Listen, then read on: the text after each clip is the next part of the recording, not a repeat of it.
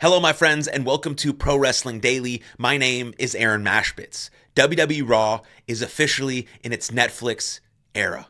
And it's historic, absolutely historic for the fabric of professional wrestling, for professional wrestling fans, for WWE, for everyone. Because what's so huge about this deal is that WWE Raw has always been on network television. So it's sort of hard for just random, people to stumble on the show. I mean, sometimes they did, obviously, because, back in the day, you were scrolling through and you found USA Network and there was, Monday Night Raw and you were like, oh my God, wow, this is captivating. I mean, that's exactly how I found it back in 2006 when I was about 12 or 13. But now it's on Netflix, which is maybe the number one streaming platform in the whole world. And so people who wouldn't traditionally watch professional wrestling are going to stumble upon WWE and be able to see the beautiful entertainment that it is, which is just based on narrative. It's the most compelling live entertainment that draws us in through real and raw emotions, through the power of storytelling, through the power of good and evil. It's live action mythology. It's live action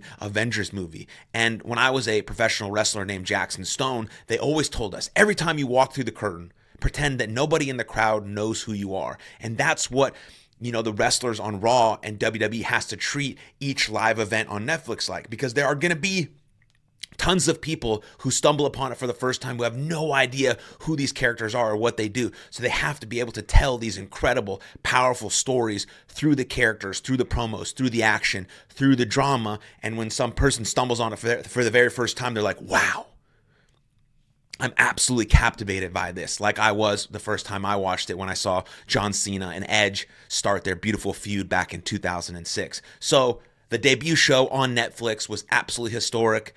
It was sort of like a here's what we got kind of show. And then because there was no advancement in storylines, some of the returns, which we'll talk about, were kind of lame. But the matches were pretty good overall. But really the show was just a kickoff point for like, this is what we got. This is who we are. And now moving into Royal Rumble and WrestleMania season, we can start to advance some of these storylines and really start to place guys in certain spots to move them forward. But so as we move forward here, we had some returns last night. Some were okay, some were not, some were a bit lame. But the show kicked off with The Rock and his sort of weird corporate Netflix-y type promo, which I get, but then his interactions with Cody Rhodes sort of slapped the fans in the face, because the whole point of wrestling and WWE is to suspend our disbelief, and The Rock has been playing this very dastardly heel character. The last time we saw him, he was beating the shit out of Cody Rhodes and making him bloody and whipping him and talking shit about his mom and all this stuff, and now he's hugging and kissing him and having shots of tequila with him. It's just very strange, and it's just sort of a slap in the face of the fans who really want to suspend their disbelief and believe that this character is what he is while he's on WWE television, especially with The Rock, because we see him on social and we see him in all these movies, and he genuinely seems like a pretty good guy and a husband and a father. And so we know he's not actually this guy that's treating Cody Rhodes this way. But when he gets on WWE television, we see him as The Rock. We don't see him as Dwayne Johnson. We see him as The Rock. And we want those storylines to have consistency so we can buy into them and they can elicit these actual reactions from us. But with the debut show, it was just weird and I didn't get it. And then they sort of teased that he was going to turn on Roman after Roman beat Solo Sikoa, and it was weird. But I get why he had to do sort of his corporate promo as part of the $5 billion deal with Netflix, but didn't have to do all that weird stuff with Cody Rhodes and the shots of tequila and the Instagram stuff, and that was unnecessary. But the other return was obviously John Cena. John Cena is the man, in my opinion. In my opinion, he is the best to ever do it, just based on longevity and consistency and the big matches he's had and the moments he's created. I mean, he's like the number one Make-A-Wish guy, and he comes back for his last year. The last time is now. The last time is now, and he talks about how he hasn't won a match in forever. But he says he's punching his ticket to Royal Rumble so that he can go to WrestleMania and win that 17th world title.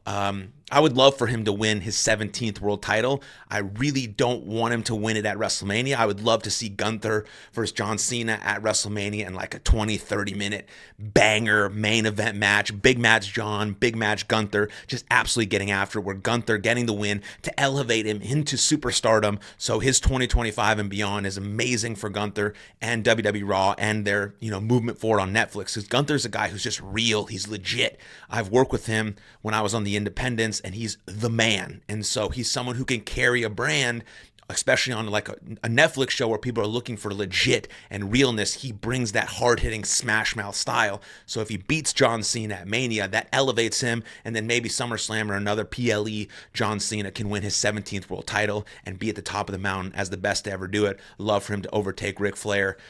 So we'll see what happens, but John Cena was awesome. That return was the biggest match that return was the most important and most impactful one of the night. We also saw Logan Paul. They have a shot to him. Interested to see what he'll do this year and on Netflix. And then the two most lamest, unnecessary returns were The Undertaker and Hulk Hogan. The Undertaker didn't need to do that. Rhea Ripley wins this Women's World Championship. Amazing match. She just absolutely crushed it.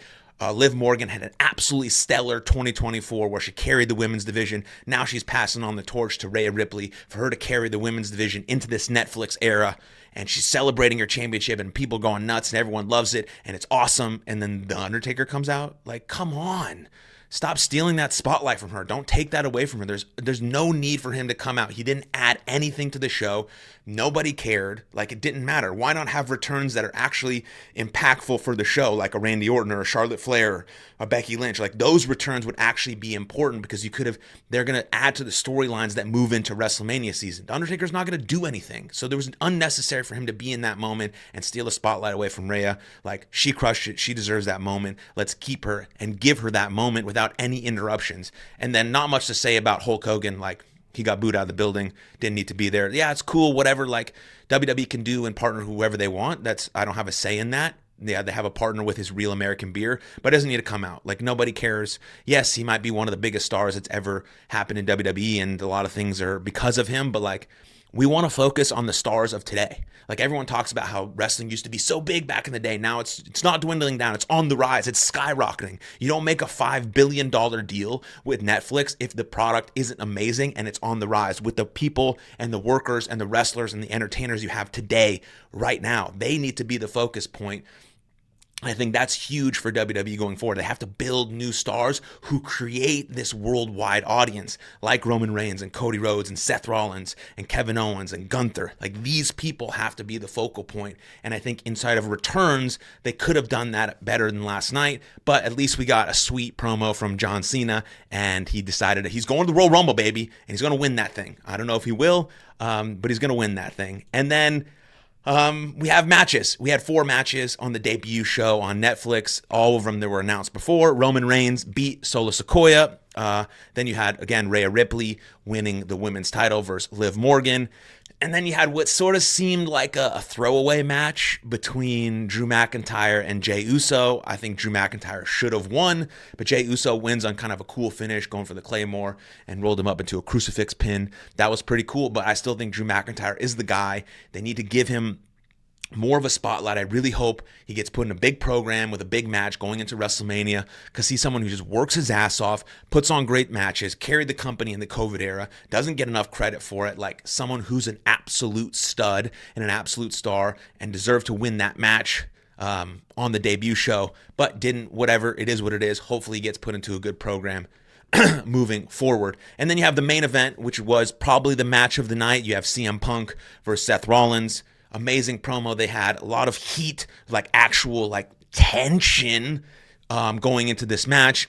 It seemed like CM Punk has lost a little bit in terms of his timing and fluidity and pacing in the ring, or maybe he just needs more time to get it going. But it looked like Seth Rollins carried that match a little bit more. But Seth Rollins is also one of the best performers in WWE history. I guess so is CM Punk. I'm not a huge CM Punk guy. I'm not going to, shit on him or anything. I think I don't know him personally, so I have no comments or feelings about that. But it looked like Seth Rollins carried him through that match. I also would have put Seth Rollins over because I think he's more important to WWE. Like he said, he's been here for the last 10 years, grinding, carrying the company, like with him and Owens and all these people who have been in the trenches. Like, and then for guys like that to just come back and take the spotlight. I don't know what sort of matches that CM Punk is going to have at WrestleMania, but I hope Seth Rollins and Gunther get to go head to head. I would like to see CM Punk and Roman Reigns, but we'll just have to see how that shakes out going into Rumble and going into the WrestleMania season. But overall, the debut show on Netflix was absolutely historic. It's massive for WWE and for professional wrestling as a whole. So I'm excited to see where it goes, where the storylines go, and I'm also mostly excited about all the new fans and people that are going to be able to experience the amazingness of professional wrestling and hopefully get drawn in to the stories and the characters like all professional wrestling fans have. So that's my take. Thanks for tuning in. I'll see you guys next time. Cheers.